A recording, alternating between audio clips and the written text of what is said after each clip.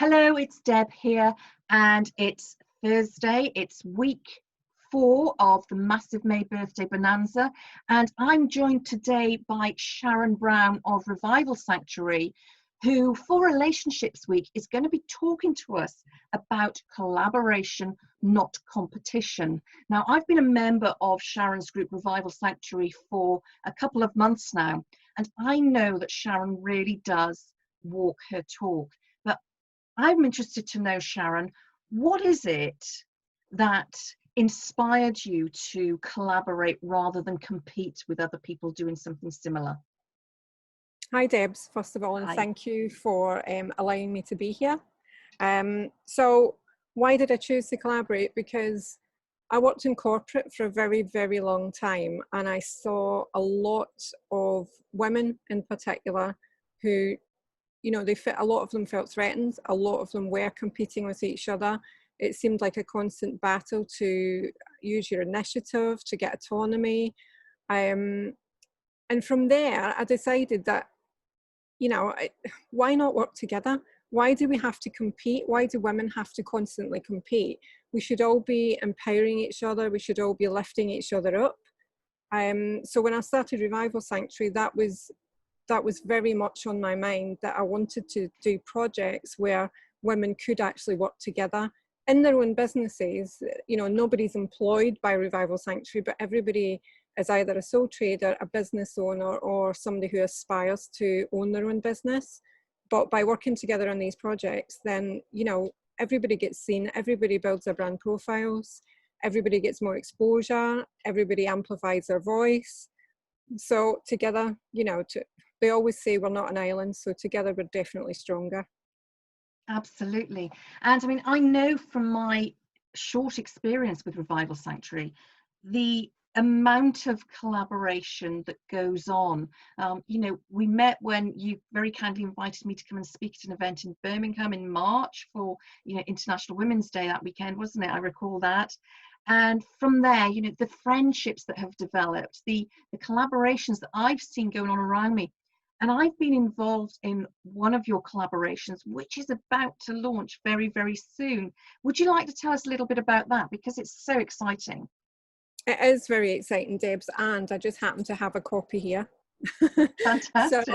So this book is made up of 30 women, yourself and myself included. So everybody's pictures on the back of the book. And it's just been a real journey, and it's allowed, there's two reasons for me starting this book. When I started Revival Sanctuary, the women that I was speaking to, they wanted a safe space to share their stories. So I built that into our website and into our platform, and women were coming forward and sharing. So then we decided we were going to do an ebook. So that was as far as it was going to be, really, an ebook on Kindle. But then when we started to get some momentum, and Marcia joined the group as well, and Marcia owns a publishing house, so and she was going to be involved in the book as an author as well. So we did have a chat, and she says, well, why not let us publish the book? So from there, basically, that's how it's happened. But it's just been an amazing journey. And a lot of the women within the book have never written a book before. They're not authors. And it gave them a fantastic opportunity to add co-author, author, whichever they want to call themselves, to their profiles and to their, their resumes and their CVs. So it's been a great journey for a lot of people. Our book launch is on the 11th of June at 6 p.m. in the evening for 2 hours. So each of the ladies who are going to be involved in that are going to do a 2-minute reading of their stories. So it gives the audience a little glimpse into their life and how they've gone from adversity to triumph. And there's some real inspirational stories in there. So anybody who needs uplifted or who's looking to get a little bit of motivation, then this would be a great event to attend and a great book to read.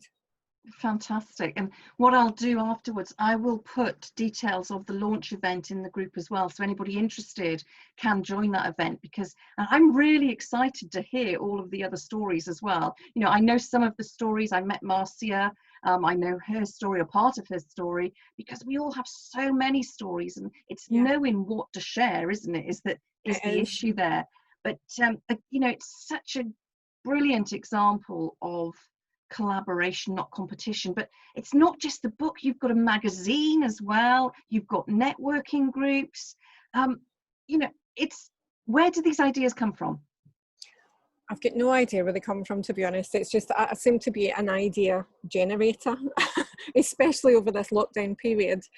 But I think my vision is definitely, it's aimed at micro and small businesses and solopreneurs, because we've all been there, especially now in these hard times. And I think people need help. I think they need a boost. It's very, very difficult when you just start your business to get seen and to get any momentum in the big scheme of things, competition wise, because you've got a lot of competitors regardless of what you do.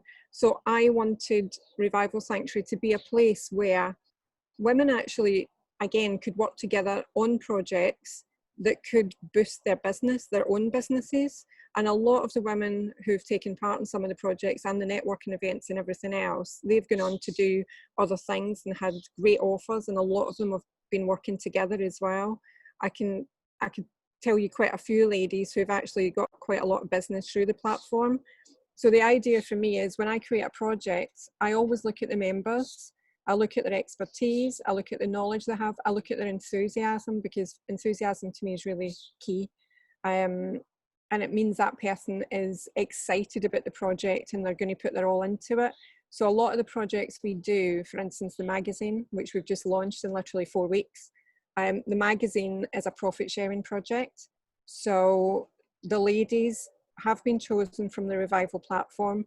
There's always a risk factor, and everybody's told the risk factor, but there's also, that's the same as the profit factor. So if they invest 15%, they'll get 15% return. And just to give you an example, the magazine launches on Monday, and neither myself or any of the members will have to invest in the project for the next 12 months. So incredible. It's incredible. So it's those kind of projects I look for. So I don't do an idea unless I think it's going to work. So we've also got another profit sharing one coming up in September, which I think you yourself might be interested in, Debs. But it's that's another really exciting thing.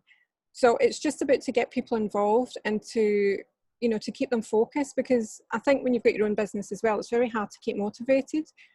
But if you've got something that aligns with your business, for instance, the magazine, the team on the magazine, it completely aligns with what they're doing. We've got a copywriter, you know, we've got a media sales executive, we've got a proofreader, and all these people do that in their day-to-day lives anyway. So yeah, it's just, I seem to just keep coming up with ideas, which I'm really happy about, to be honest, because they're, you know, it's great being able to work in a team with these people. And it reminds me of the age-old saying, you know, there's strength in numbers. You know, and we do collaboratively have more strength and more power.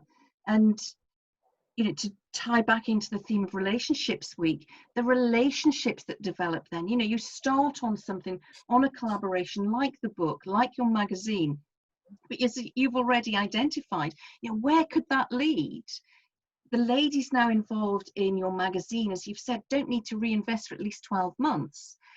That's incredible. And that's potentially, because of that collaboration, you know, there's perhaps another media house out of that. Who knows where it could go? And I think it's having that foresight, it's having that belief that together we are stronger, that keeps driving people forward.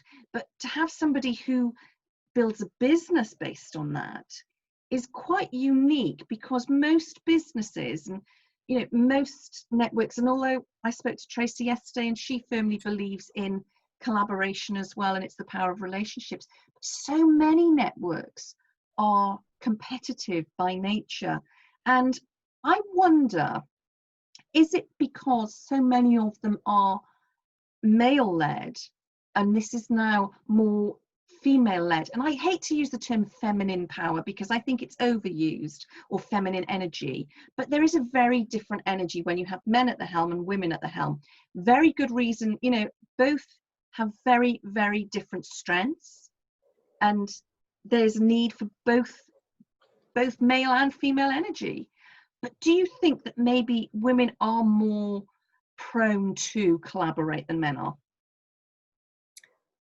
It's an interesting question, because when I started Revival Sanctuary, 3 months after I started it, I also started a men's platform that was identical. And I had a few sign-ups. I think I had about 15 the first month, and I thought, this is great. And then it just died a death, to be honest. It completely crashed. And the reason it crashed, because there was no communication. There was absolutely no communication. They wouldn't communicate online. They'd phone each other offline, but they wouldn't communicate within the group, or they wouldn't do anything like that. So I cut my losses very, very quickly on that one, because I thought, it's not got the same dynamics as Revival. Revival from the start has soared. The women have really made an effort to get to know each other and communicate, and share their stories and everything else. And there is a real camaraderie within Revival Sanctuary. The one that I did for the men was called His Story. So it was history.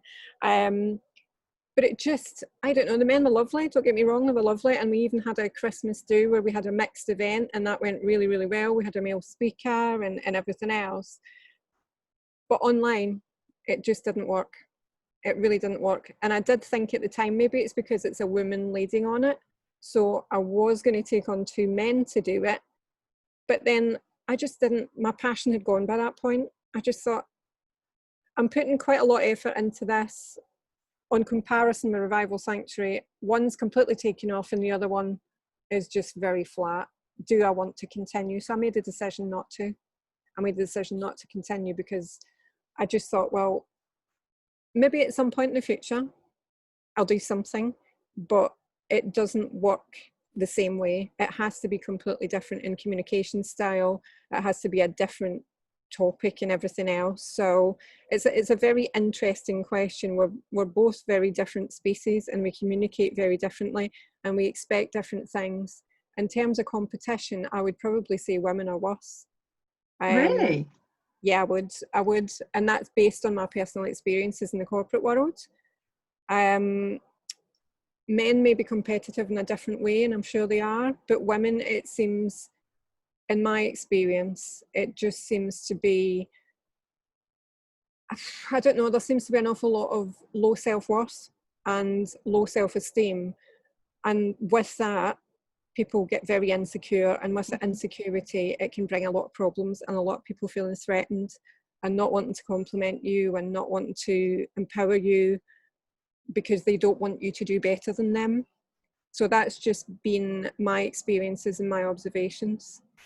Interesting. And this is a conversation we could have for hours and hours, probably spend all day recording this. So I'm not going to, but that is something we could discuss next time we meet up, perhaps over a glass of wine or something. Absolutely. That would be good. But Sharon, before we end this live or this Zoom, if you could give us just one tip, what would that be for successful collaboration? There's many tips I could give you on successful collaboration. I've had some collaborations which haven't worked for various reasons. I'm very choosy now in terms of who I choose to go into a collaboration with. The ones that haven't worked, I jumped in, basically. I jumped in without getting to know the person completely first. And I actually think, based on the experiences I've had, it's much easier to collaborate with a lot of people than just one person. Okay. So when you've got a team of people, so the book, for instance, let's take the book. So we've got 30 people in the book. Not all of them promote the book, which is fine, but the majority of them do, because they're happy to be in it. They're happy to show that they're an author.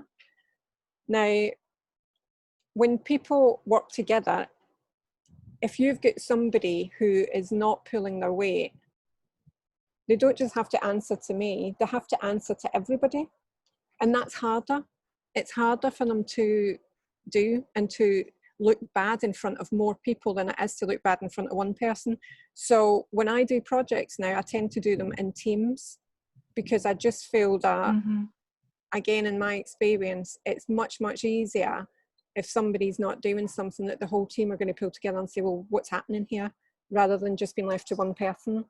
Not that I've got a problem saying that, but I think psychologically for them, it's probably harder. It's a little bit like a mastermind group.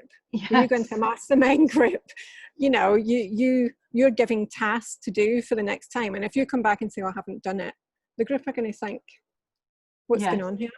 You know, so yeah, that's my tip.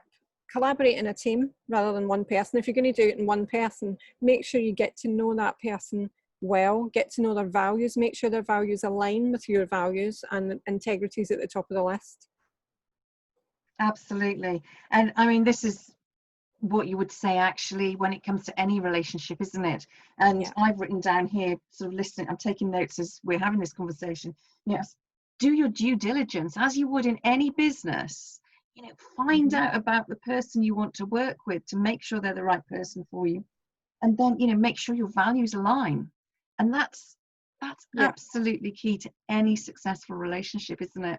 Yeah, definitely. So, definitely agree. Brilliant. Well, Sharon, thank you so much for joining me today. I know we've had a couple of tech issues, but it's really been worth, you know, recording this on Zoom. And I will be putting the links to Sharon's group Revival Sanctuary in the comments below this live as soon as we're done. And we'll also put some links to the book launch and where you can get the book, which is currently available on Kindle and via Amazon, isn't it? It is, yeah, I can send you the links. Put the links there and let you have those. Sharon, thank you so much for joining me. It really has been a pleasure. Thanks so much, Deb.